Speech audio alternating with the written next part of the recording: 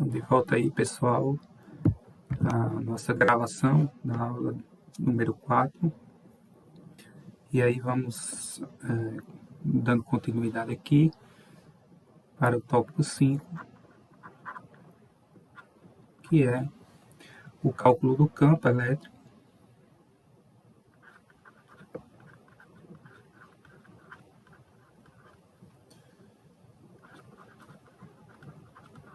a partir do potencial.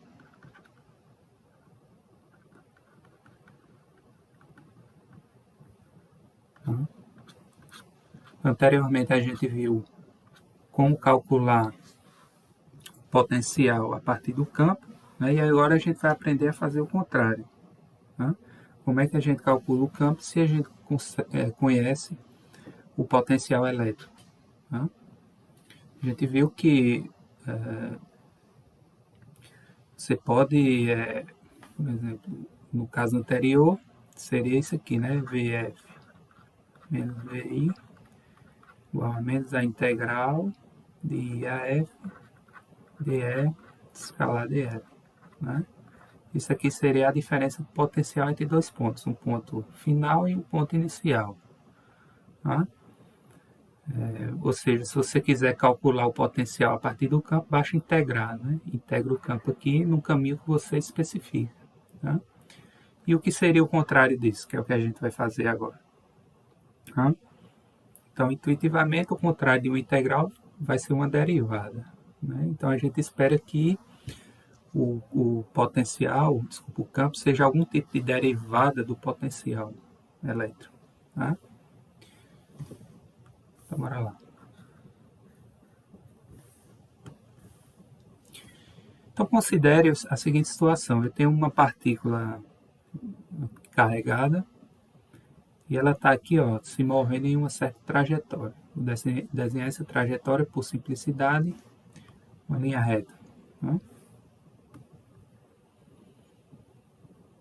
Então, vou desenhar aqui uma cargazinha aqui, carga pontual, vou chamar de Q0, ok. Tá? É uma carga de prova e ela está se movendo assim. Então, se eu pegar aqui um elementozinho de comprimento, ele estaria tangente aqui, né? na minha trajetória. Então, o tangente aqui é uma linha exatamente em cima dessa retinha da trajetória. Tá? Então, aqui seria o meu DL. Tá? Como ela está se movendo, ela está sob a ação de um campo elétrico. Né? Então, suponha que esse campo aqui seja campo E. Vou tentar fazer mais essa ilustração. O campo E. E entre eles, entre o campo e a direção do deslocamento,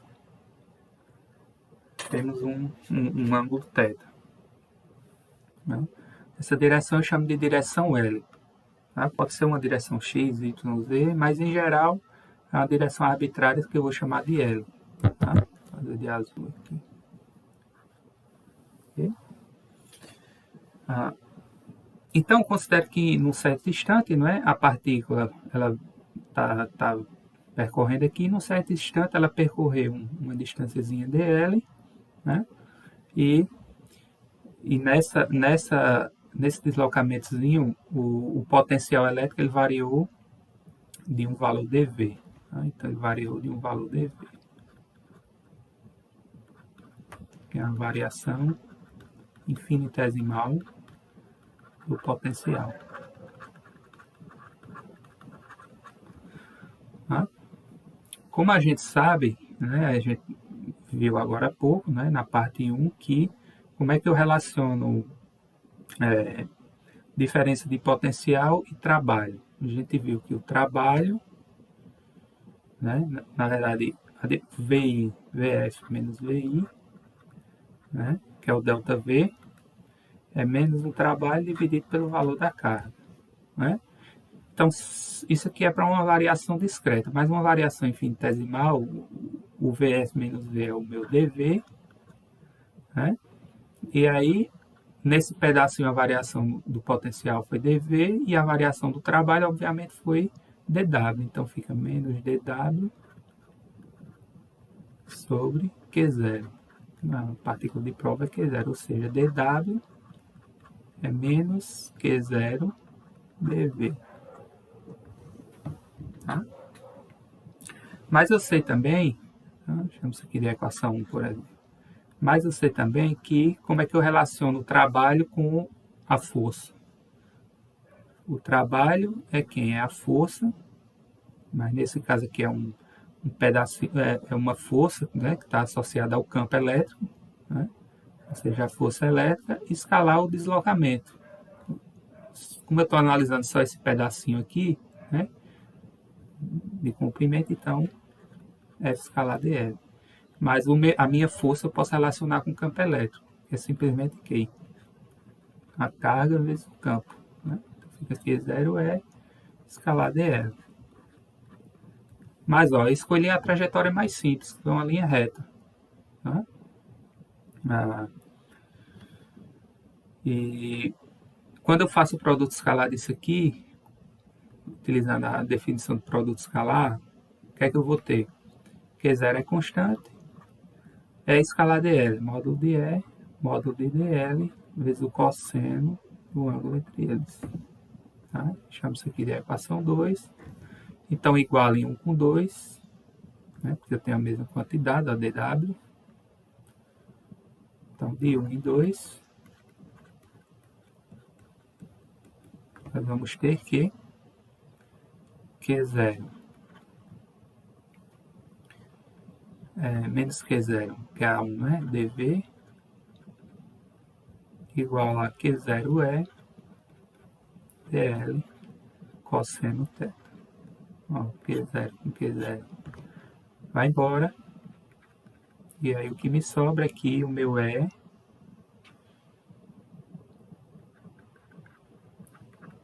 é quem? É menos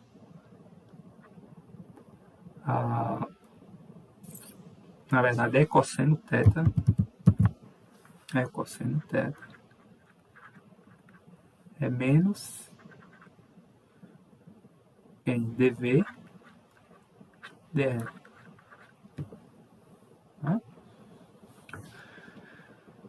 Então, se você analisar esse lado esquerdo aqui, ó, esse lado esquerdo vai ser quem? Ó? Se você fizer E cosseno θ, vai ser a projeção de E na direção L. Ou seja, eu posso chamar isso aqui de E, L. Tá? E outra observação que eu tenho que fazer é o seguinte, é que em geral o V ele pode depender de várias direções, tá? Não só de L, pode depender de outras direções. Tá?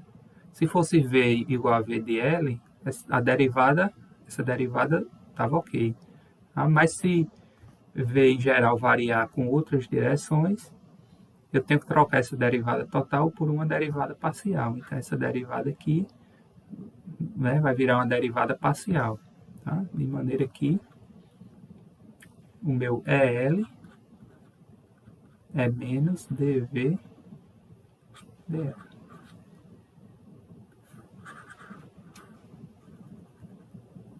Né? Ou seja, a componente do campo na direção L foi ao negativo da derivada parcial do potencial com relação à minha variável L, né, de comprimento, tá? Que eu escolhi. Então, isso ó, eu achei uma componente do campo. Se eu tiver no sistema cartesiano,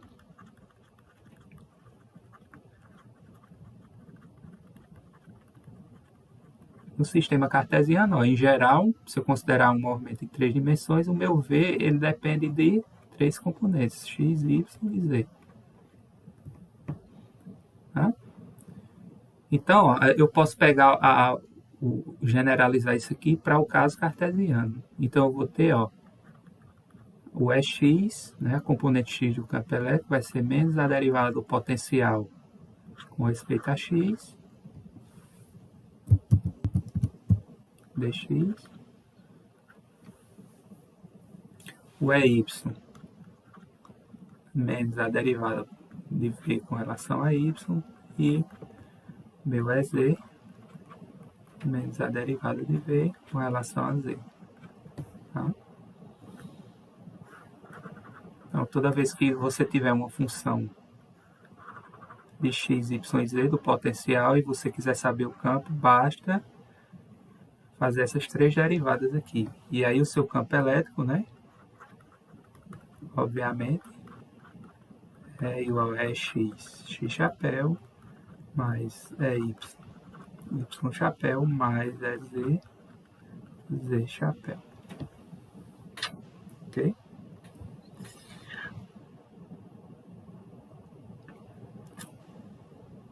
E aí você deriva e projeta, né, nas três direções. Então, o campo a partir do potencial, você deriva, e o potencial a partir do campo você integra, né, que é a operação inversa, aí, né, derivadinha integral. Tá? Então, a gente pode ter também a situação de campo, se o meu campo elétrico for uniforme, tá? Essas derivadas aí, elas vão virar variações. Tá? Como, por exemplo, o caso de velocidade constante, né? A velocidade é a derivada da posição com o tempo. Né? Mas se a minha velocidade é constante, eu vou ter que ver a delta x sobre delta t. Então, nesse caso aqui, ó, o meu E é x, é y e é z. Se o campo é constante, vai ser delta v sobre delta x, né? E assim para outras também. Tá? Então, se o campo é uniforme, se é uniforme, então o meu x vai ser menos delta v sobre delta x, é y menos delta v sobre delta y, e o meu é z menos delta v, delta v. Tá? Viram variações, né, discretas. Tá? Okay, então, a gente já demonstrou as ferramentas, né? Agora vamos aplicar, né? Então, vimos como calcular o potencial a partir do campo antes dessa discussão, e agora vamos utilizar aquela definição, né, para calcular o potencial de situações, certas situações. Né? Primeiro, obviamente, o caso mais simples, que é para uma partícula carregada. E aí a gente vai generalizar para N partículas, tá? E depois a gente vai vendo para outras distribuições, tá? De cargas. Então, 6, né? A gente já está no tópico 6, é potencial produzido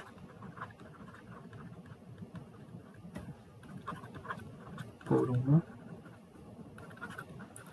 partícula carregada.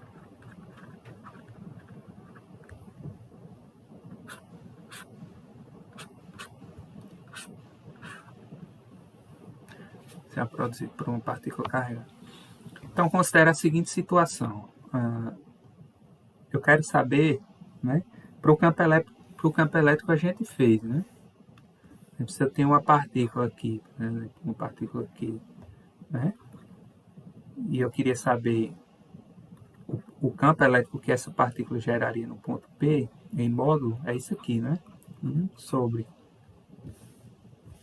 4π epsilon 0 Q sobre R quadrado. Não era isso? Ou seja, o módulo, né?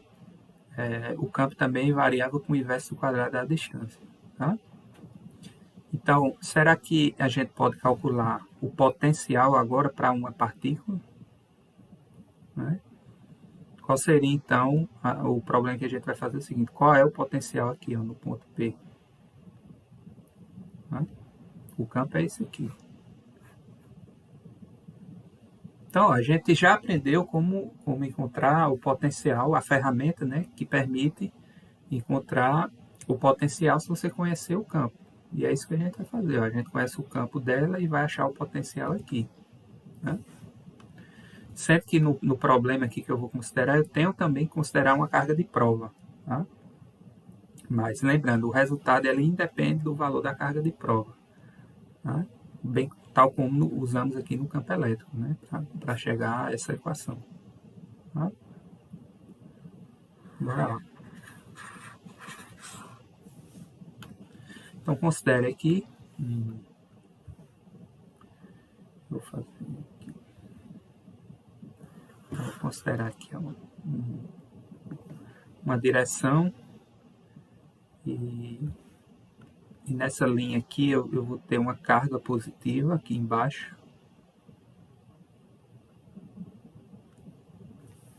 Uma carga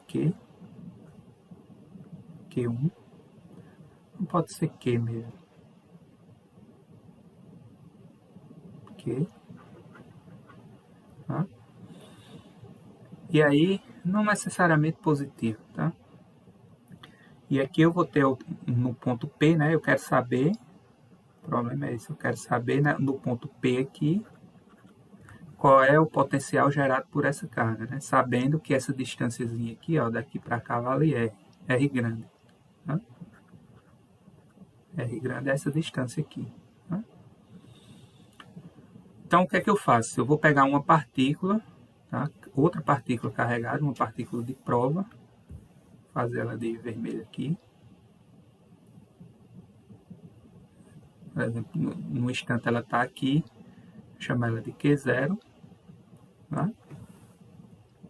E aí eu vou fazer o seguinte, eu vou fazer que ela seja deslocada do ponto P até o infinito. Tá?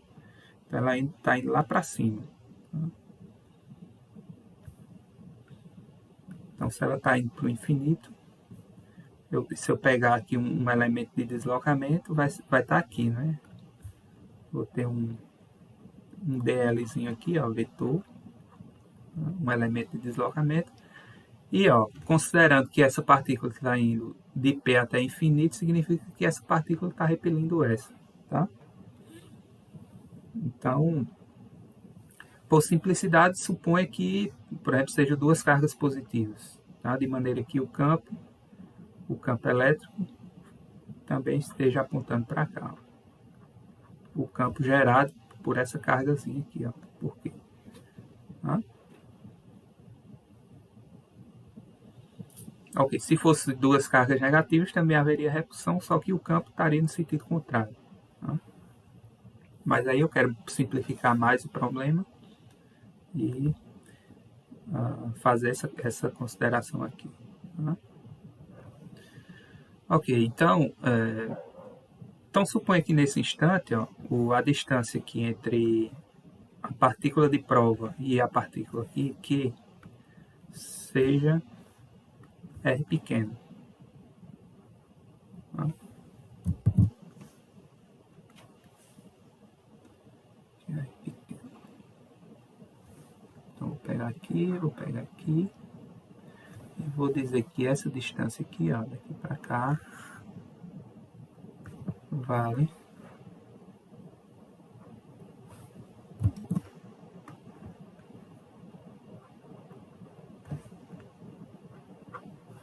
R pequeno. Tá? R grande é a distância de P até Q e R pequeno é a distância da partícula, nesse momento aqui que ela está se movendo, até a partícula Q, né? A qual eu quero saber o potencial aqui no ponto P. Tá? Então, bora lá. Ó, então, a observação é que a partícula, ou a carga de prova, né? A partícula Q0 está se movendo de P, ponto P, aqui, até o infinito. Até infinito. Tá? Ok, então bora lá. Como a gente sabe, né, ó, como é que eu calculo o potencial a partir do campo? V final menos V inicial é menos a integral do ponto I ao ponto F, de quem? De E escalar dF, tá? E aí a gente sabe que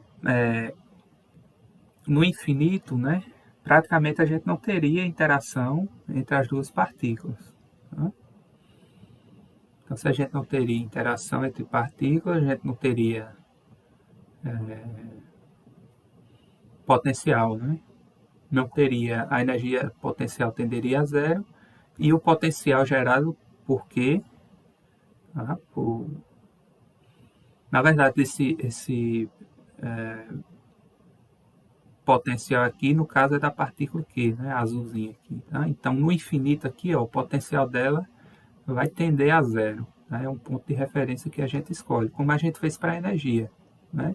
Já que o potencial é a energia dividido pela carga. Né? Pela carga de prova. Tá? Então, se no infinito o meu U tender a zero, então o V também vai tender a zero. Tá? Esse caso aqui, a carga de prova é Q0. Né? Okay? Então, a partícula gerada por essa azulzinha aqui no infinito tende a zero. Tá? Então, aqui é zero. Tá? E VI, considera aqui, ó, o ponto I aqui, né? Que ela está indo de P até o infinito, né? Que é o ponto F. Então, aqui I, por simplicidade, se chama de V. Potencial V qualquer. Tá?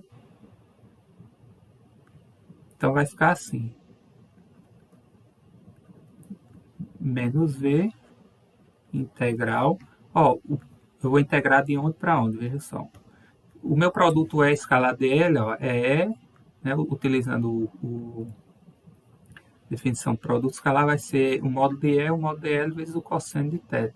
O cosseno do ângulo entre eles. O ângulo entre eles é zero, fica cosseno de zero, que é 1. Tá? Então, fica simplesmente E dl. Tá?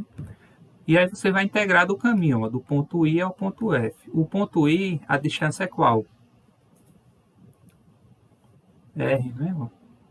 A distância de Q até o ponto P, que é o I, vale R. Né? E eu quero ir para onde? Até o infinito, né? Então, o limite superior aqui vai ser infinito. Tá? Você pode chamar dl aqui, para facilitar, de dr. Já que eu estou chamando a distância aqui de R, né? Então, o meu dl, o meu E escalar dr, vira um E dr. Né?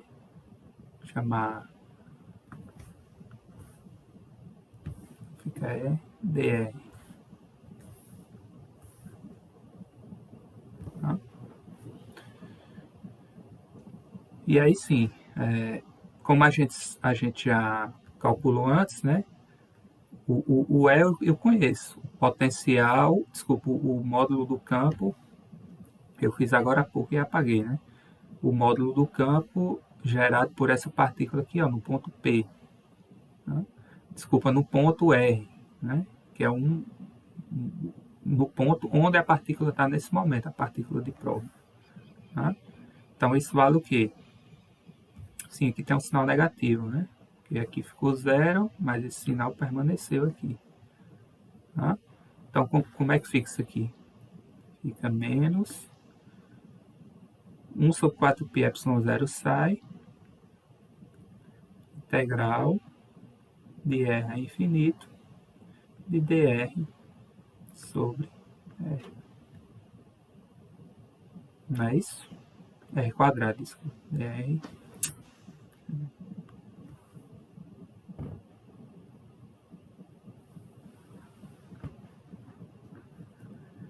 dr sobre R quadrado. Né? Vou fazer aqui uma menorzinha.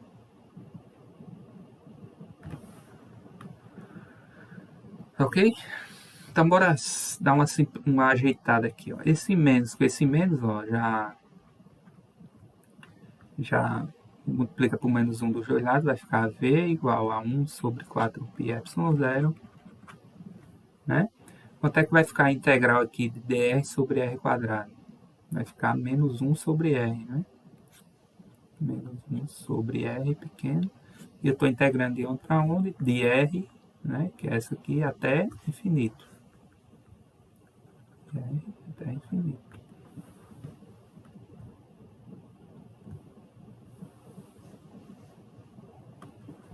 Infinito. Pronto. Então aqui, ó, quando eu aplicar os limites de integração, eu vou ficar com, ó, menos 1 sobre infinito dá zero, tende a zero.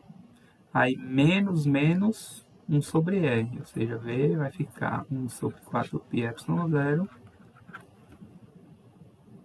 né? Falta o valor da carga aqui, né? Que é Q, ó. Né? Q e Q, né? Porque é quem? É 1 sobre 4π epsilon zero, Q sobre R quadrado. Então, ó, Q sobre 4π epsilon zero sai aqui da integral, né? E fica só a integral de dr sobre R quadrado. Né? Então, fica Q sobre 4π epsilon zero. Multiplica 1 sobre R grande ao quadrado. Tá? Então, para essa distância é R.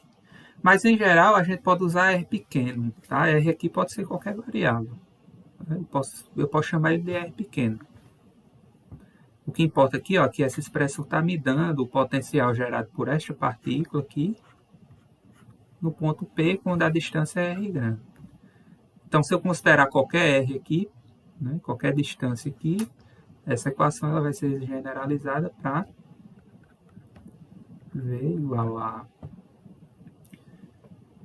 1 sobre 4π epsilon zero, Q sobre R, né? Desculpa, aqui não é R quadrado, não, aqui é R. Isso. Q sobre R. Né? Quando eu apliquei os limites aqui de integração. Tá? Então, isso aqui, ó, é o que a gente chama de potencial para uma partícula carregada.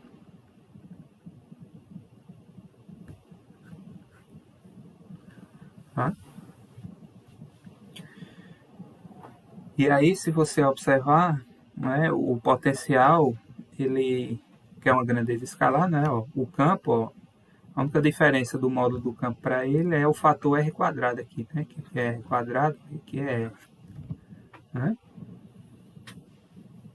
Aqui, ó, como era o módulo do campo, a gente não colocava o sinal da carga, né, quando eu estava me tratando de módulo. Aqui não, aqui você tem que levar em consideração o sinal da carga. Né? Então, então, se a carga é positiva, eu vou ter um potencial positivo. Se a carga é negativa, eu vou ter um potencial negativo. Então, sempre tem que levar em consideração aqui o sinal da carga. Tá? E aí, como a gente observa, né, o potencial ele cai menos do que o campo, né, com a distância R. Né? O campo ele cai com R quadrado e o potencial cai só com R. Tá? E aí, naturalmente, a gente pode estender isso para N partículas. Tá?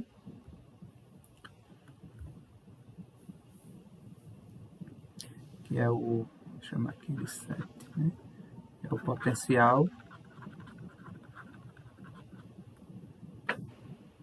produzido por um grupo de partículas carregadas.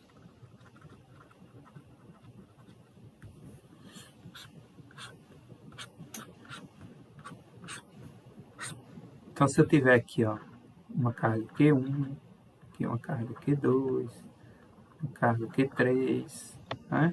Ou seja, se eu tiver N cargas, N, e quiser saber aqui o potencial no ponto P, né? Como é que eu faço? A gente já aprendeu, ó, agora há pouco a calcular o potencial gerado por uma partícula, que é essa aqui, ó, no ponto P. Né? Basta você Isso aqui é uma constante, divide o valor dela pela distância dela até o ponto que você quer saber. Tá? E aí, para cá, não é diferente. Tá? Para cá, a gente vai fazer a mesma coisa. Ó. Vai fazer de 1 até P, de 2 até P, de 3 até P e somar tudo isso. Porque o princípio da superposição também é válido para cá. Okay? Então, pelo princípio da superposição,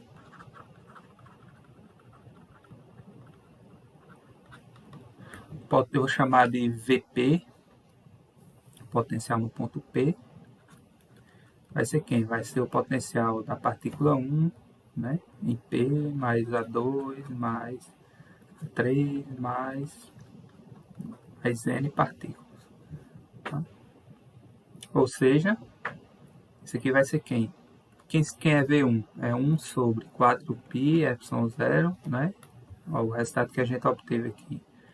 1 sobre 4π, ε0, a carga 1 dividido pela distância dela até o ponto P lá, né? Que eu vou chamar de R1. Ou seja, Q1, né? Para a partícula 1, Q1. E a distância dela até P, eu vou chamar essa distância aqui, ó, de R1. Eu vou fazer a mesma coisa para as outras. Tá? 1 sobre 4π, ε0, o de 2, né? Ok, de 2 a P, Q2 sobre R2. Mais a de 3, mais a de 4, mais a de 5, mais a das N partículas, que é 1 sobre 4π. A da enésima partícula, né? 1 sobre 4π, ε0, que é N sobre Rn. Ó, eu posso compactar isso aqui numa soma. De maneira que posso chamar VP de V, que eu já sei que é no ponto P, vai ser simplesmente o quê? Uma soma, né? Uma somatória. 1 sobre 4π ε0, está multiplicando todo mundo, sai. Pi feio, hein? Fazer um pi mais bonito. Pi ε0. Esse 1 vou colocá-lo mais no meio. Aí isso aqui vai virar uma soma, né? Uma somatória de quem? Eu vou escolher um índice aqui, por exemplo, I, que varia de 1 até N, né? Porque são N partículas. Então, eu vou contar de 1 partícula até, se fosse 20 partículas, seria de 1 a 20, essa soma, né? De quem? De QI sobre RI, né?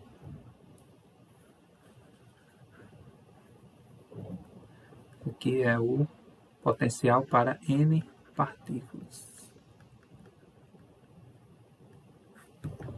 N partículas. Tá? Ok.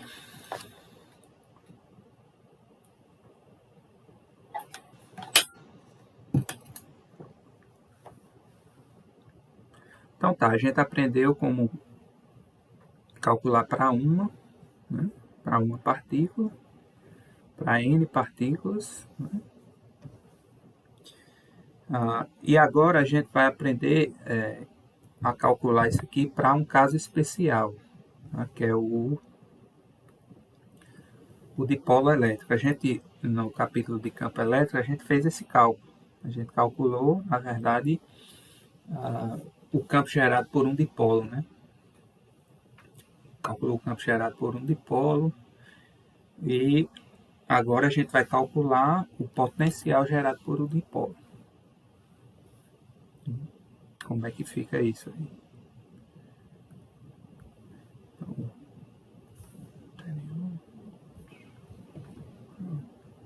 Então eu toco 8 e é potencial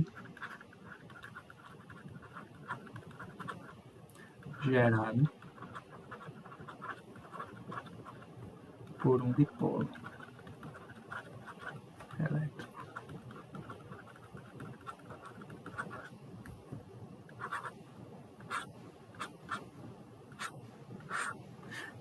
Então, se vocês lembrarem, né, o que é um dipolo elétrico? Um dipolo elétrico é um sistema, né, que você tem uma carga negativa, uma carga positiva de mesmos valores absolutos, que é menos Q, aqui é mais Q. Né? Então, elas têm uma distânciazinha entre elas aqui, chamada de D. Tá? E o que caracteriza o dipolo é o momento de dipolo, que é um vetor, ó, eu chamo de P. Né? E o módulo dele, né, ele sempre aponta da carga negativa para positiva, e o módulo dele, a magnitude dele é simplesmente você multiplicar Q, que é o valor absoluto das cargas, vezes a distância entre elas. A gente chama de momento dipolar, não é isso? E um exemplo de dipolo que a gente viu, por exemplo, é a molécula de água. Né? Aprendemos como calcular o campo gerado pelo dipolo a uma distância que a gente chamou uma distância z, né? Ao longo da linha, né? Dessa mesma linha aqui, ó, que contém o... Para a gente aprender a fazer isso, né? Uma distância, tem um ponto aqui que está uma distância z do centro do dipolo. Okay? E agora a gente vai fazer uma coisa parecida, só que essa distância não necessariamente vai estar em cima aqui, ó, dessa linha. Tá? Ela pode estar aqui ou aqui. Tá? Porque é um caso mais geral do que esse. Tá?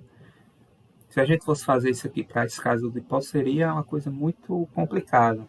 Tá? Por quê? Porque campo não é tão bonitinho, né, como potencial. Né? O potencial é um escalar e o campo é um vetor. Além do módulo, eu teria que saber a direção e o sentido. E aí, se eu não tivesse uma situação de simetria, seria muito difícil eu calcular o campo em pontos que não estivessem ao longo dessa linha aqui. Mas nesse caso do potencial, a gente pode calcular, né, o potencial para qualquer ponto aqui. Se a gente quiser saber o campo, basta, né, fazer aquela receita que a gente aprendeu. O campo a partir do potencial. Né? Então, se for no sistema cartesiano, ó, as componentes do campo são essas aqui. Tá? Por isso que é interessante a gente, no problema, se puder, calcular primeiro o potencial e depois o campo. Né? Porque se a gente for começar calculando do campo, vai ser mais difícil. Tá? Ok, então bora lá. Então, a situação é essa. Eu vou desenhar aqui uma linhazinha de referência. Tá?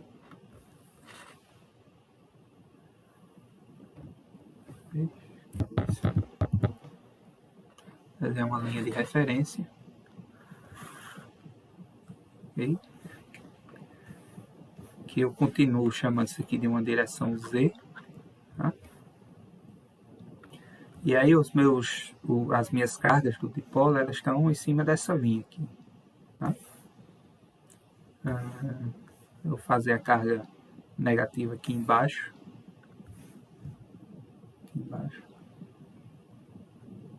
Carga negativa, que é menos Q.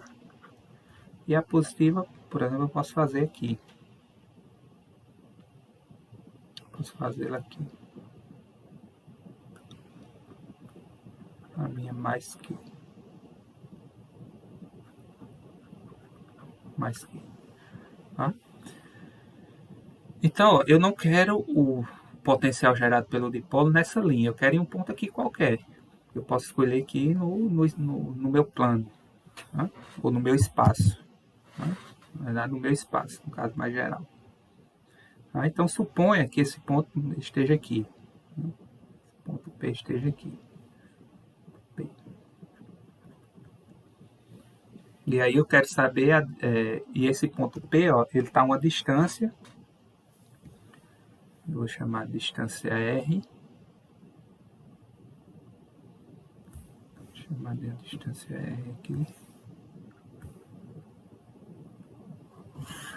Do centro do dipolo. Então, considere que esse ponto aqui, ó, é o centro do dipolo. Né? A distância aqui que é o centro. O centro do dipolo. Então, essa distância equivale a R pequeno.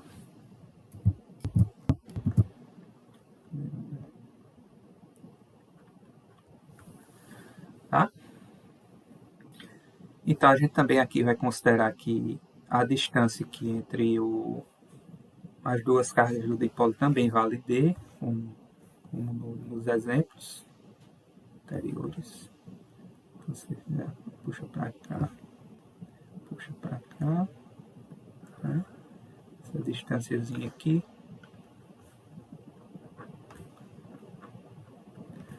vale D. Ok?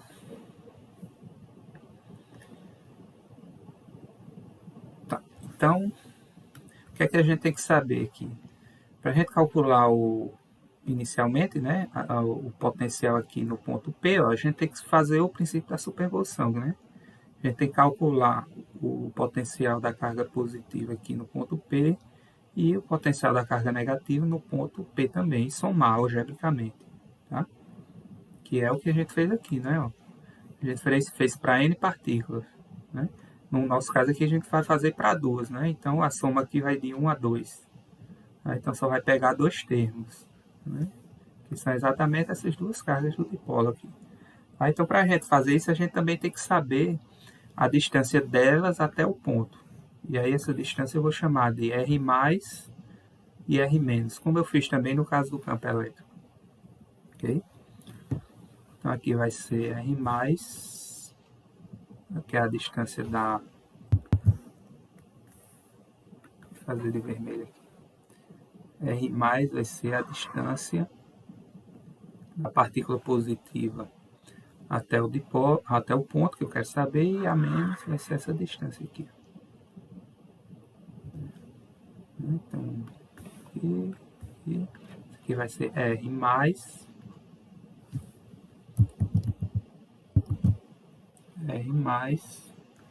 e essa de baixo aqui vai ser R menos. Tá? Então, bora lá. Então, quem é o potencial aí do dipolo no ponto P?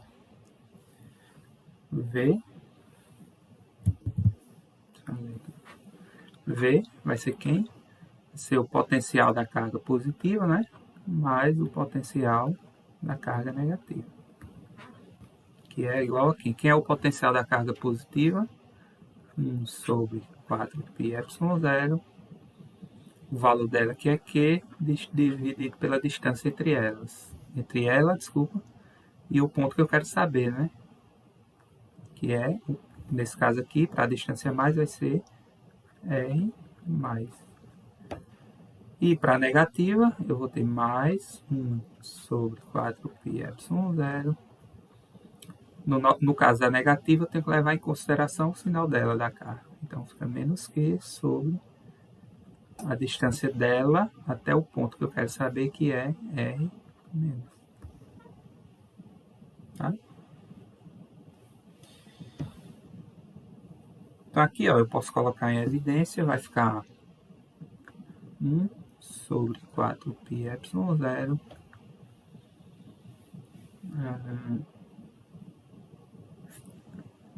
que na verdade, né? Q sobre 4πε0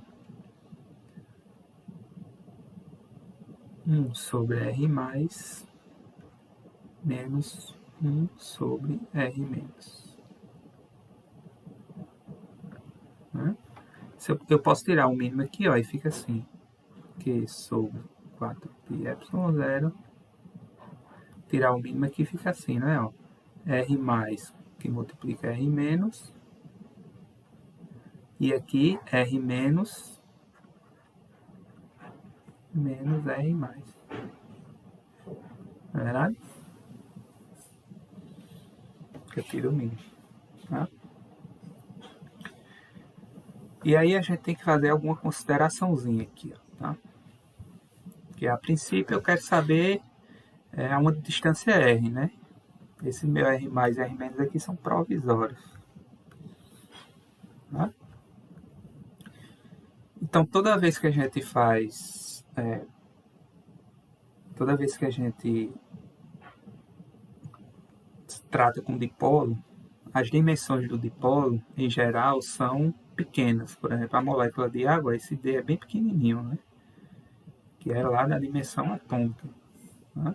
Então, por exemplo, se eu quiser saber o potencial gerado por um dipolo, mesmo que seja uma distância pequena para nosso mundo macroscópio, né, em centímetro ou em metro, mas essa distância é muito maior do que as distâncias interatômicas aqui, tá? É da ordem de nanômetros, de angstrom, né? Que é 10 a menos 9, 10 a menos 10, né? Então, toda vez, a gente fez isso também por causa do campo elétrico, né? A gente calculou o campo elétrico para um ponto aqui no eixo Z e consideramos que essa distância aqui é muito maior do que as dimensões do dipolo. Aqui também não vai ser diferente. Então, a gente vai considerar que esse Rzinho aqui ele é muito maior do que a distância entre os dipolos, né? Então, vamos considere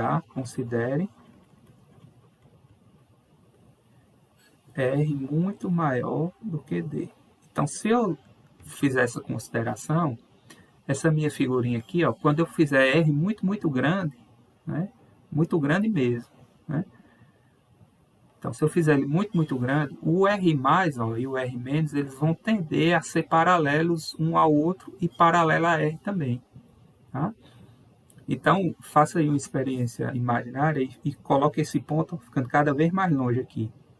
A tendência dessas duas retinhas aqui, ó, é se separarem e ficarem cada vez mais paralelas umas às outras, uma à outra e a R também, tá? Então, se R é muito maior que D, a gente tem essa situação aqui, ó. Vou pegar só um trechinho aqui.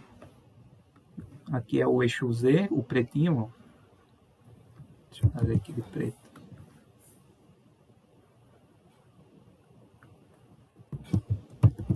Aqui vai ser o meu eixo Z, tá? Vai ter as duas cargas aqui, né?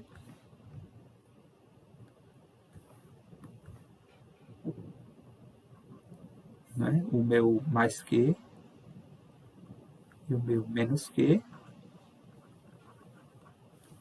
tá? As duas cargas aqui. Essa distância aqui a gente sabe que é D, né? A distância entre eles. E aí essas retas, ó, elas vão tender a ser paralelas, tá? Então vai acontecer uma coisa desse tipo aqui. Ó, vai ficar uma para lá, né? E essa aqui, ó, vai ser paralela de cima. Que também vai ser paralela a R, né? E aí, ó, se você observar aqui,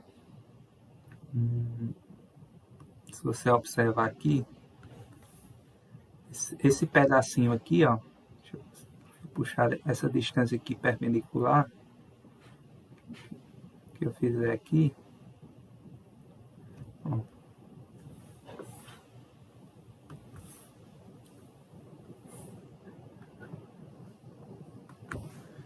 Então, essa distânciazinha aqui, ó, esse pedacinho, né, deixa eu destacar aqui, por exemplo, de verde, ó. Esse pedacinho aqui, ó, de verde que eu estou riscando, esse pedacinho, ó, é essa distância aqui, né, menos a de cima, né? Ou seja, se a de baixo aqui é R menos, né, R menos,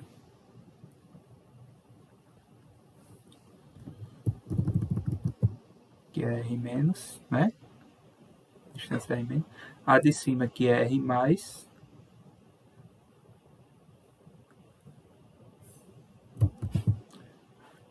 R mais.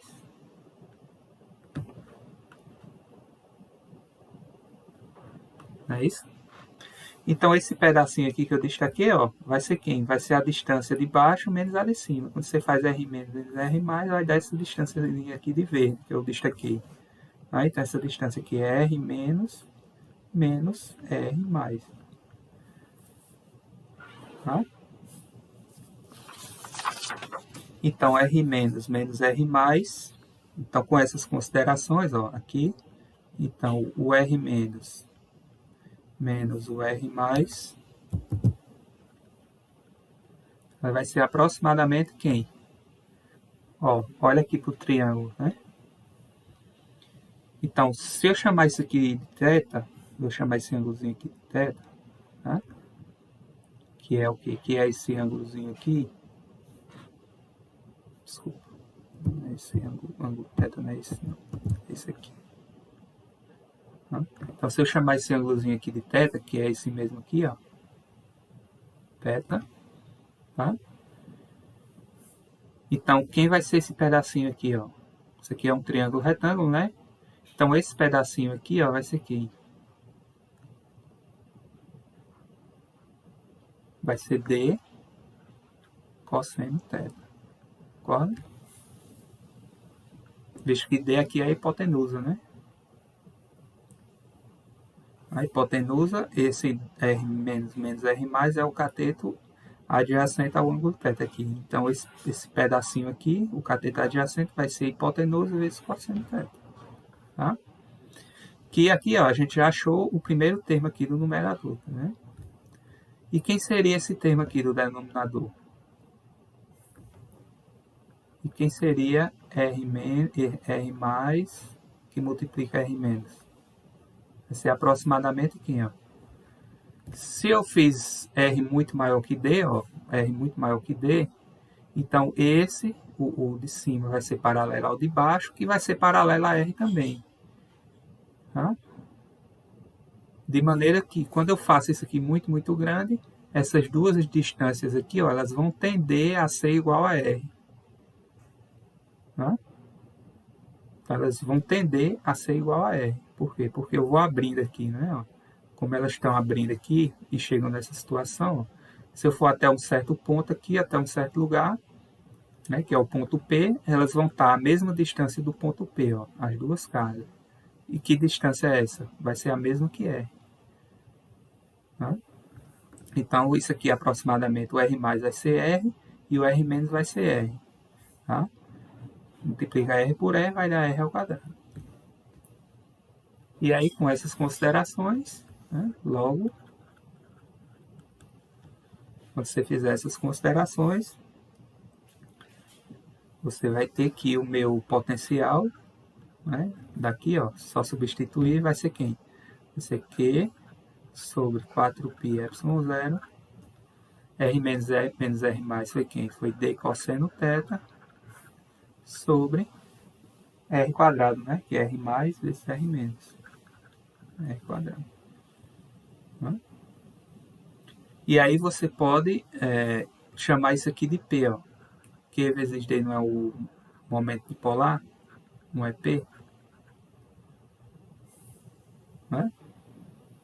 De maneira que V vai ser 1 sobre 4π ε0 P cosseno θ sobre R quadrado. Tá? Eu vou fazer aqui mais destacado. Tá? Então, quando você faz isso aqui, essa consideração, né?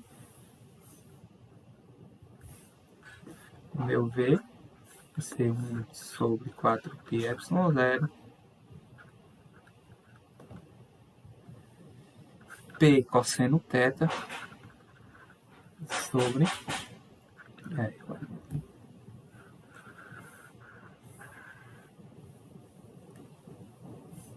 Tá?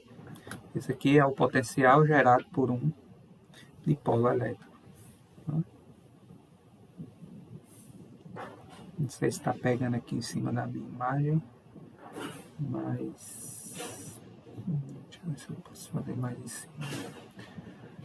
Enfim, né, reescrevendo aqui, né, no momento eu não estou vendo se está pegando aqui na minha imagem, mas o que eu escrevi aqui foi que V é 1 sobre 4π ε0 P cosseno θ sobre R quadrado. Esse aqui é o potencial gerado por um dipolo elétrico. Aí, obviamente, ó, depende do θ, né, que você escolhe aqui, ó, depende da distância, né, depende do momento dipolar, que é Q vezes D, né, a carga vezes a distância entre elas, e depende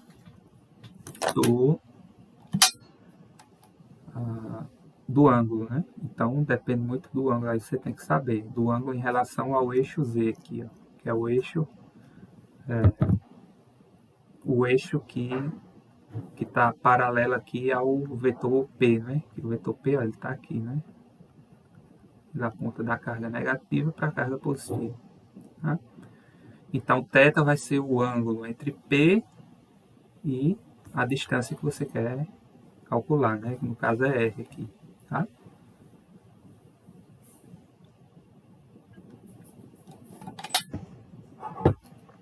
Deixa eu ver aqui quanto tempo tem.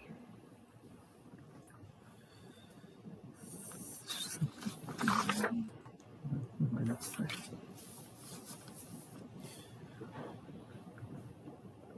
Ok. E aí vamos continuar discutindo aqui o dipolo e calcular, aproveitar que a gente está falando de potencial, né? A gente calculou aqui o potencial gerado por um dipolo. Vamos calcular também a energia potencial, né? Que está armazenada aqui, ó, no dipolo. Né? Também é importante, dependendo do problema que você tem. Ó. Então aqui um subtópico aí seria a energia potencial de um dipolo elétrico.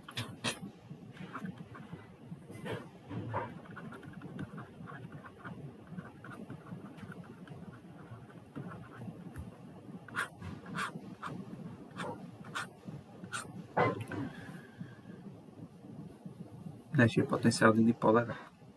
Tá? Então, para esse caso aqui, a gente faz o seguinte. Lembra que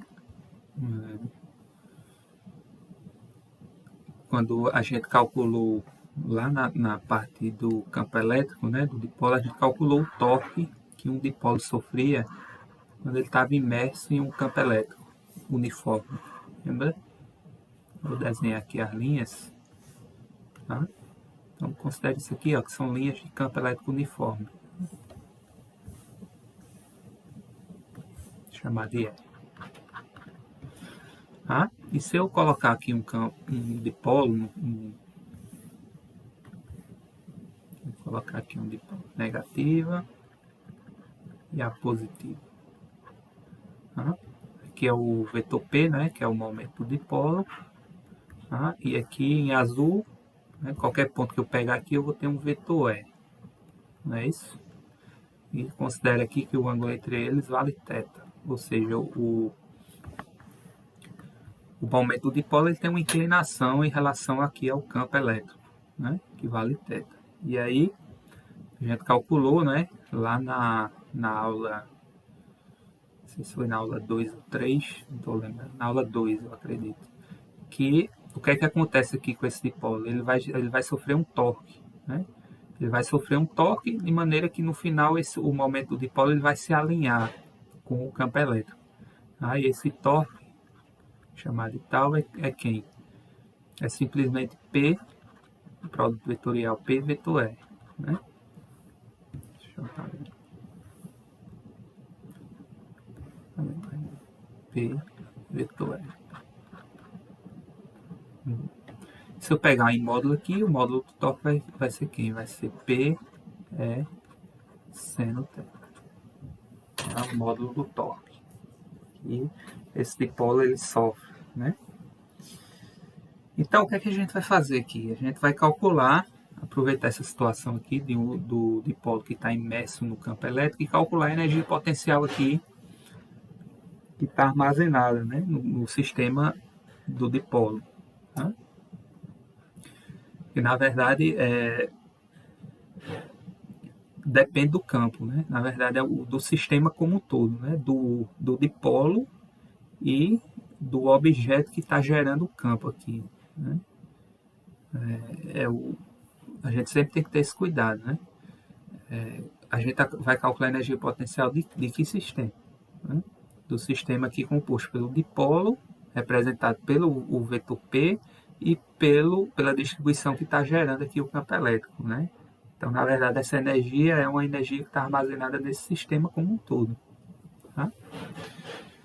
Então, para a gente fazer isso, né, a gente sempre tem que escolher, né, lembra lá da definição de potencial elétrico, se eu quiser, de energia potencial, né? Para eu calcular a energia potencial, eu sempre tenho que escolher um ponto de referência em que a energia potencial é nula, né? No caso gravitacional, aqui na superfície da Terra, a gente sempre escolhe o solo, né? Com a energia potencial igual a zero e calcula a partir do solo, né? O potencial gravitacional, né? A gente viu também que no caso das cargas pontuais, o ponto de referência que a gente escolhe é o quê? O ponto de referência que o potencial e a energia potencial são nulos é no infinito, né? E nesse caso aqui, o ponto de referência que a gente vai considerar em que o potencial é nulo é quando esse ângulo aqui, ó, ele vale 90 graus. Tá? Porque se ele vale 90 graus aqui, ó, se você fizer θ vale 90 graus, o momento de dipolo ele vai ser perpendicular ao campo elétrico. Tá? E aí você vai ter...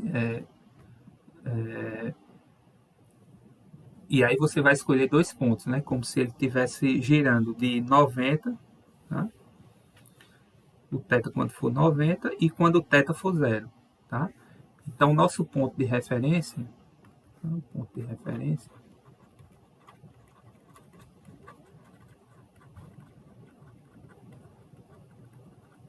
vai ser o que? Vai ser o I, né? O potencial igual a zero, quando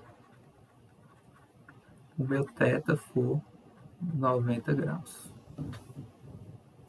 Tá? Ó, isso aí é arbitrário, tá? Lembra que eu já comentei isso com vocês, tá? Isso aí é arbitrário. Eu estou escolhendo um ponto de referência de acordo com a minha vontade. Tá? Você pode escolher qualquer ponto que você quiser. Tá?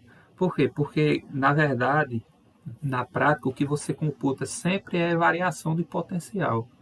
Então, se você calcular variações de potencial, não interessa o ponto que você escolha como sendo zero. O que importa é que, se você fizer a variação daquele ponto que você considerou como zero até outro ponto qualquer, né, vai ser a mesma variação do que você escolher esse outro ponto de referência. Tá? O ponto de referência é como a gente diz, né? Quando você escolhe um sistema de referência, você coloca o zero ali, né? Você quer pegar um sistema, você coloca a origem do seu centro do sistema de referência onde você achar conveniente para você, para facilitar seu problema. Tá? Um exemplo da mecânica é quando você, por exemplo, está calculando centro de massa. Né? Você calcula centro de massa, é interessante para você colocar a origem do sistema, né, em um local em que você calcule, por exemplo, quando você calcular uma coordenada do centro de massa, ela dê zero.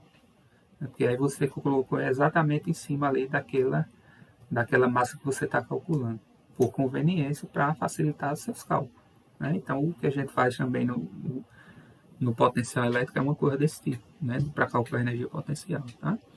Então, ó, a gente vai considerar, então, para cá, né? Considerar o meu ângulo, quando o ângulo for 90, a minha energia potencial ser zero. E quando esse ângulo vale θ, que é esse caso aqui, o final vai ser quando que você pode chamar θi igual a 90 e θf for um θ qualquer, que é esse caso aqui. Tá? E aí, ó, a gente sabe, né, que variação da energia potencial é menos o trabalho, né? E aí quem é ΔU? ΔU é o final menos o inicial.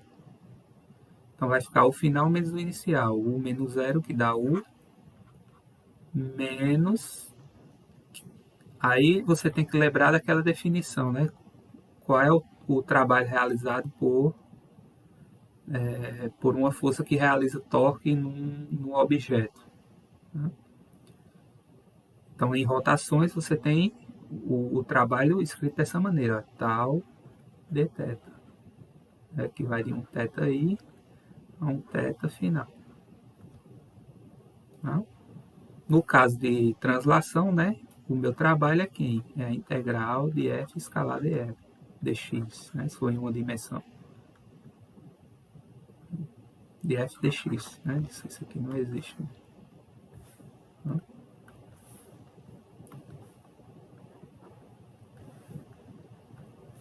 né? E se a força for constante, aí a saída integral fica integral dx. Tá? Mas em rotação, ó, quem faz o papel da força é o torque, né? Quem faz o papel do deslocamento linear, né, da translação, é o deslocamento angular. Essa equação aqui é bem conhecida, vocês podem até voltar lá no livro do Halliday 1 e dar uma revisada sobre isso. Né? Isso aqui é canônico. E então fica assim. Então, negativo, né? A gente vai fazer negativo. O torque, ó, o módulo dele, quem é? Vai ser P vezes E vezes seno de θ. O meu ângulo inicial é quem? A gente usou 90 graus, né?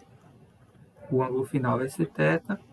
E aí, o torque é P, seno θ, né? dθ.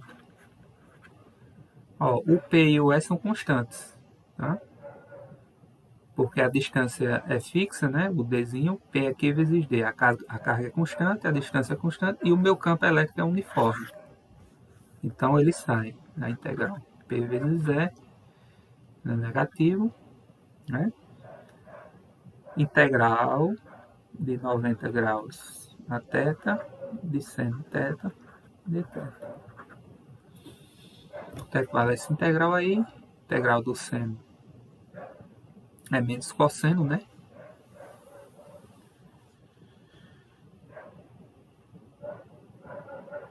Então vai ficar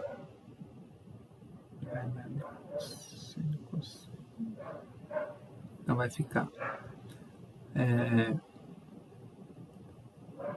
P eu vou colocar já o resultado final. Então vai ficar cosseno θ negativo aqui, ó, né? Então vai ficar U igual a menos P vezes E vezes cosseno θ. É isso.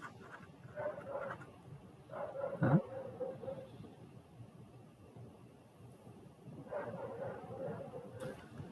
E aí, você pode fazer assim, ó, U igual a, ó, módulo de um vetor, módulo outro vezes cosseno do ângulo. Isso aqui vai ser o produto escalar. Vai ficar menos P escalar E. Então tá aqui, ó. Isso aqui é a energia potencial, tá? De um dipolo elétrico que está imerso em um campo elétrico uniforme, que vale E, tá? E o momento dipolar desse dipolo é P. Tá? Então aqui é a energia potencial do dipolo em um campo externo, né? Em um campo externo.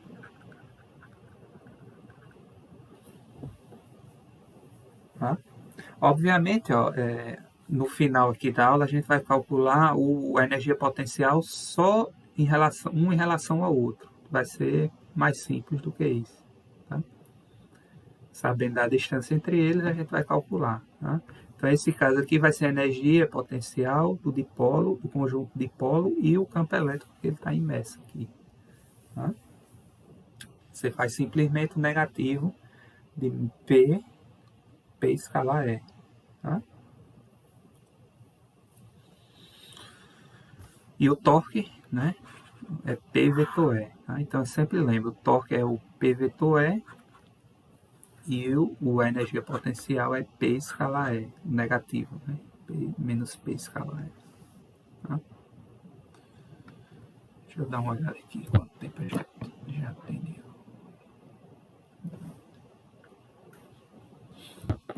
Uma água aqui, né?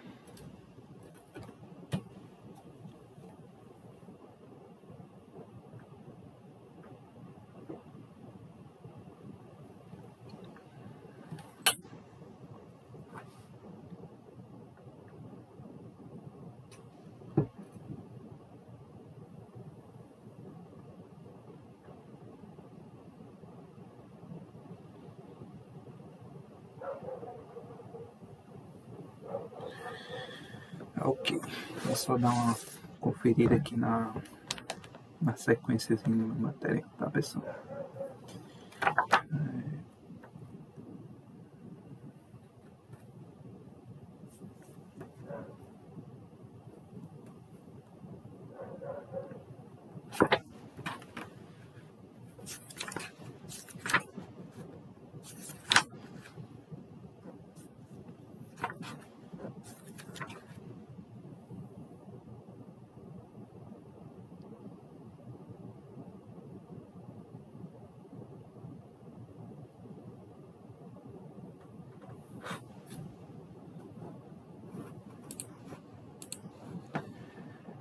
Ok,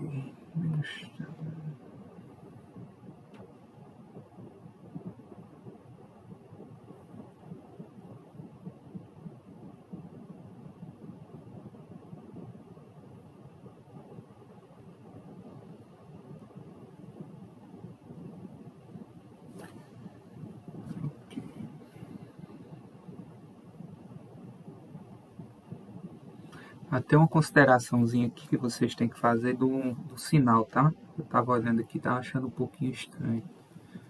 Que é isso aqui, ó.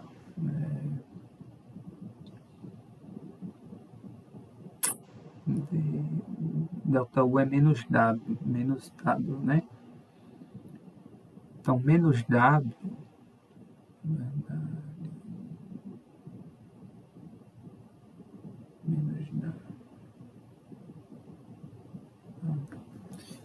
Então, menos W, uma coisinha aqui que o sinal deu trocado, né? Porque esse sinal negativo aqui não tem. Né?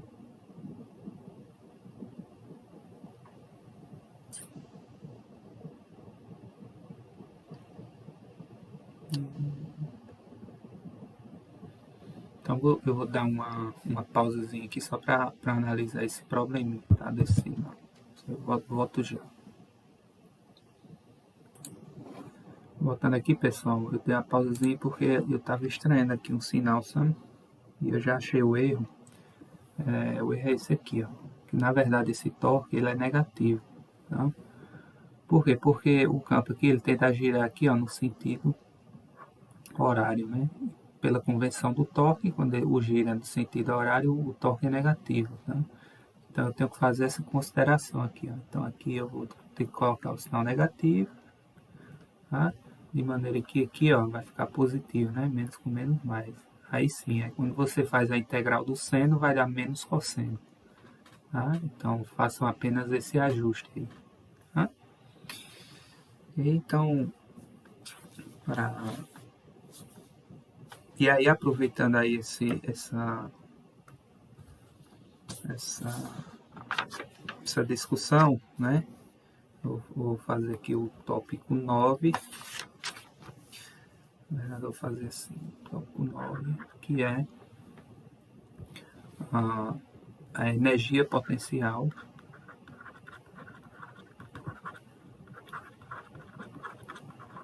eu aprendi a calcular, né? Só apenas o potencial, agora eu vou calcular a energia potencial de partículas carregadas, né?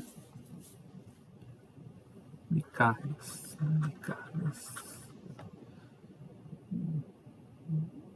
Posso colocar assim, partículas carregadas. Partículas carregadas.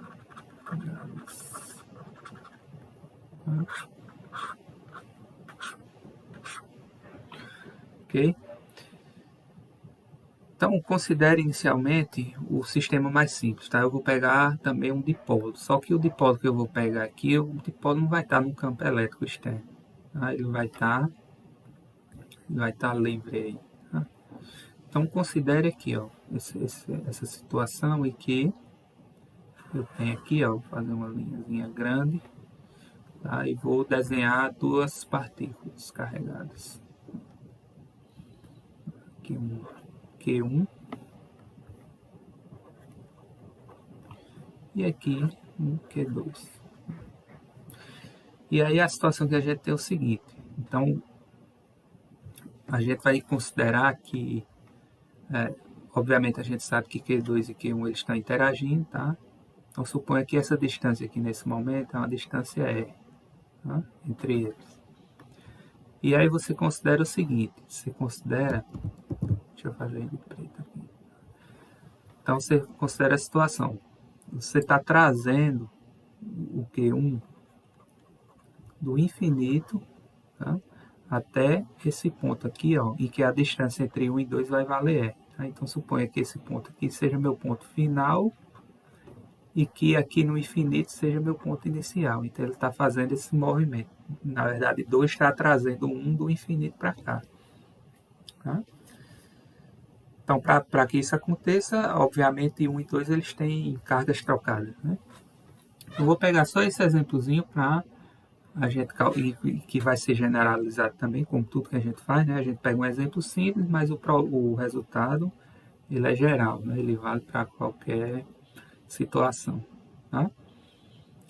E aí, o que eu estou fazendo aqui, na verdade, é Q2 está trazendo Q1 do infinito ao ponto F, né? Do infinito, que é o ponto I, até o ponto F.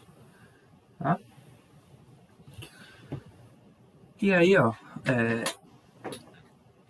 eu fiz isso justamente porque eu quero tirar a vantagem, né, da situação que o potencial é nulo aqui no infinito. Tá? Então, se você pegar, lembra lá que o meu ΔV, né, o meu ΔV aqui é Q vezes meu ΔU, desculpa, meu ΔU é o contrário aqui, tá? Variação da energia potencial é o meu delta, é o meu Q vezes o ΔV, tá? É isso aí. Ou seja, o potencial é a energia potencial dividido pela carga, tá? Então eu vou fazer uma consideração aqui, ó. No infinito eu sei que o meu potencial é nulo, né? Tanto o meu potencial que 2 está realizando no infinito, né? Lembra lá da expressão que a gente calculou para uma partícula carregada, né? Se você fizer infinito aqui, o potencial tende a zero, tá? Para uma partícula que está, essa partícula aqui, se você fizer muito grande, o potencial é zero e a energia de potencial, por definição que a gente usou, um sistema de referência, né? Então é zero. Então no infinito aqui, ó, o I é zero e o potencial de 2 aqui em I no infinito também é zero. Tá? Já quando eu estou aqui no ponto F, a minha energia potencial, o F, eu posso chamar de U, que é o que eu quero saber, e o potencial de 2 aqui final, no ponto F, eu vou chamar simplesmente de V. Tá? De maneira que essa expressão que eu pego aqui, ó, o meu ΔU é a minha carga de prova, né, que é o Q1, vezes o potencial, a diferença potencial que ela está sofrendo, mas é o potencial que 2 está produzindo, né? Ela está aqui só como prova, né? Então vai ser o ΔV2, tá? E o ΔU, obviamente, é para as duas, né? Porque é para o sistema, variação da energia potencial. Então vai ser o final, né? Menos o inicial, igual a Q1 ΔV2, que é quem? V2F menos V2I.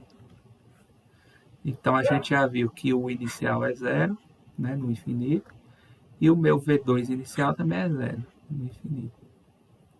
E o final eu chamei de U simplesmente, ou seja, o U vai ser Q1 vezes o potencial de 2, que eu chamei de V. Aqui você pode chamar de V2, que é para identificar o de 2. Tá? Q1 vezes V2. Mas eu sei, ó, que V2 é quem? O potencial que ela está fazendo aqui, ó, no ponto R. É o que a gente calculou, né? 1 sobre 4πε0, Q sobre R. Q2 sobre R, né? Potencial que 2 está gerando aqui no ponto F. Tá? De maneira que no final eu vou ter que U igual a 1 sobre 4πε0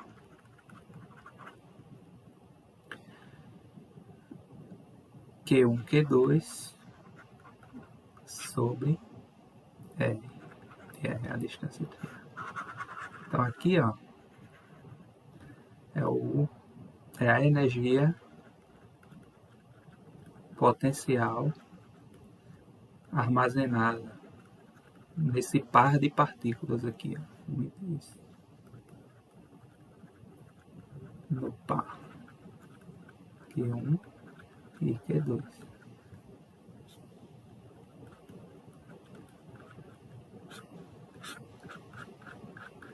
Se vocês lembrarem, né, lá na gravitação, quando a gente tinha massas, né, a energia potencial entre duas massas era assim, era G, que é a constante aqui, é K, não é? Isso aqui pra gente é K, K, Q1, Q2 sobre R. Lá era G, né? G igual, U igual a menos, negativo, M1, M2 sobre R. Né, onde G era a constante gravitacional, tá? E por que lá era menos? Porque lá era menos porque as massas sempre se atraem, né? Você não tem sinal para massa, elas sempre estão se atraindo. Aqui não. Ó. Então, se você observar aqui, né? Se as cargas elas têm mesmo sinal, então eu vou ter um positivo, né? Se o sinal de Q1 é o mesmo que Q2, né? E se elas tiverem sinais trocados, eu vou ter o negativo. Tá? Ou seja, eu tenho dois tipos de potencial. Né? Um potencial atrativo é aquele que a energia potencial é negativa, que é esse caso aqui. Ó. Isso vale para qualquer sistema, né? Não só a energia potencial gravitacional ou elétrica. Né? Isso é uma propriedade em geral. Né? Então, desse caso aqui, ó, se Q1 e Q2 têm sinais trocados, então o U vai ser negativo. Então elas vão querer se atrair, né? Que é o caso que a gente usou aí. Tá?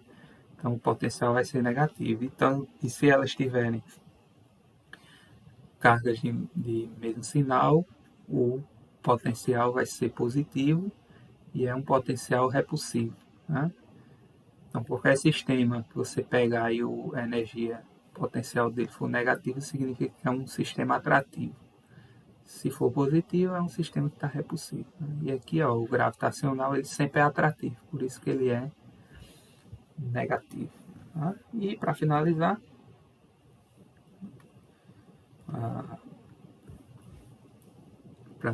eu posso estender isso aí para N cargas. Tá? Então, se pegar para N cargas pontuais, tá? O que é que eu vou ter? Aqui eu vou ter Q1, Q2, né? Q3, ou seja, N cargas. Tá? E a pergunta é, eu quero saber qual a energia potencial armazenada aqui nesse sistema. Tá? E aí você faz assim, né? Você também utiliza o princípio da superposição, né? Você vai contando os pares, ó, separado e somando. Ó. Você vai fazendo entre 1 e 2, entre 1 e 3, entre 1 e 4, entre 2 e 1, 2 e 3, né? Na verdade, 2 e 1 e 1 e 2 é a mesma coisa. Você não pode contar duas vezes, tá? Você tem que contar aos pares, né? E ter o cuidado de não contar duas vezes, né? Então vai ficar assim, U igual a U12, né? Mais U13, mais U23, né? Você vai contabilizando aos pares. Mais U. Agora você tem dois índices, né? N e M. Tá? E aí você vai vendo. Quem é o 1, 2? Entre 1 e 2 vai ser a constante, né? Que é 1 sobre 4πε0. A carga 1, a carga 2, dividido pela distância entre elas. Eu posso chamar isso aqui de R12. Tá? Pegando aqui a fórmula que a gente deduziu, né? Tá? Mais. Aí você vai fazendo para tudo. 1 sobre 4πε0, Q1, Q3, sobre R13. Mais 1 sobre 4πε0, QM sobre R, N. E aí, você pode juntar isso tudo numa soma. Tá? Na verdade, você vai ter duas somas aqui, ó, porque você tem dois índices agora. Tá? Tem um N e tem um M. Então, você fica assim, 1 sobre 4πε0, duas somas. Tá? Você pode escolher um índice I, um AN, e pode escolher um J.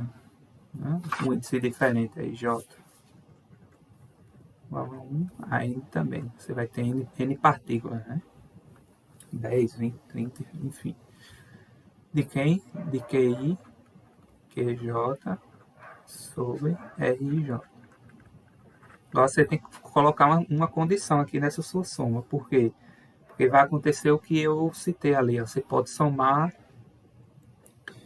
termos iguais. Ó. Por exemplo, você pode, se você deixar a soma desse jeito, você pode ter termos assim, que o I igual a J. Você ter o 1, 2, 2, né? O 3, 3. Né? Isso aqui não existe. Porque você não tem a energia potencial de uma partícula com ela mesma. Né? Você pode calcular o potencial que ela gera. Mas a energia potencial dela com ela mesma não existe. Né? E também evitar que você some duas vezes termos desse tipo aqui. Ó. O 1, 2 e o 2, 1. Tá vendo? O 1, 2 e o 1, 2, 1 eles são a mesma coisa. Né? Porque aqui você pode trocar 2 por 1 e 1 por 2. É o mesmo potencial. Então, se você também não fizer essa restrição, você pode somar termos repetidos aqui, ó, por exemplo, 2 com 3, né? Você tem U 2, 3, é a mesma coisa de U 3, 2. Então, você não pode somar duas vezes esse termo, tá? Nessa soma aqui. Então, para você fazer isso, você coloca aqui, ó, simplesmente a condição de que J é maior que I. Tá? Por exemplo, aqui, ó, o J, se isso aqui for J, isso aqui é I. Ó. Então, aqui você está pegando, ó, se você for observando, ó, o J, que é o número, o segundo número, ó, sempre é maior do que o primeiro, tá vendo? E aí você tem esse cuidado. Tá? E essa condição J maior que I também garante que você não faça isso, que você não some termos iguais, porque J vai ser maior que I e nunca vai ser igual, né? Então, você pode aí, ó, calcular o potencial utilizando essa somatória aqui. Tá? Desculpa, a energia potencial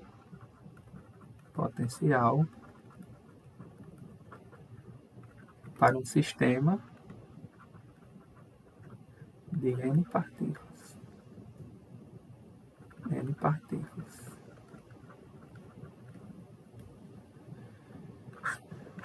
Tá? Você também pode fazer outra maneira aqui. Você pode fazer assim, você pode apagar aqui essa restrição e permitir que esses termos aqui, esses termos aqui repetidos se somem, tá? Mas aí, quando eles se somarem, você vai ter o dobro da soma, concorda? Porque eu não posso somar esses termos iguais. Então, se eu permitir que eles se somem, né, se a minha soma, vamos dizer que isso aqui é um escalar, né, um número. Então, se era para ela dar 20, né, se eu permitir que os termos iguais se somem, vamos dizer, ela dá 40, ela dá o dobro. Tá? Então, uma forma de você evitar que isso aconteça, você deixa a soma, né, somar tudo, mas aí coloca um termo aqui atrás, ó, um meio. Ou seja, você soma os termos repetidos e divide por 2. Então não vai ter problema nenhum. Tá? E aí a única condição que você tem que colocar aqui é que o I seja diferente de J. Porque aí evita esses termos aqui. Aí não tem como você escapar disso, né? Você tem que fazer essa restrição de que o I seja diferente de J. Tá? Os outros não, esses aqui vão continuar se somando, né? O 1, 2, 1, 2, 1, mas aí como você colocou um meio aqui atrás, então eles podem repetir, mas aí quando você divide por 2, você tira aí esse problema. Tá? Então vocês podem encontrar a expressão da energia potencial tanto assim como sem esse 1 meio aqui e com a restrição apenas de que o J seja maior que I. Tá?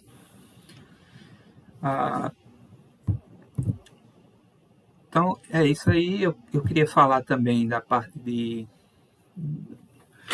A única parte que ficou faltando foi a questão do calcular o potencial para distribuições contínuas.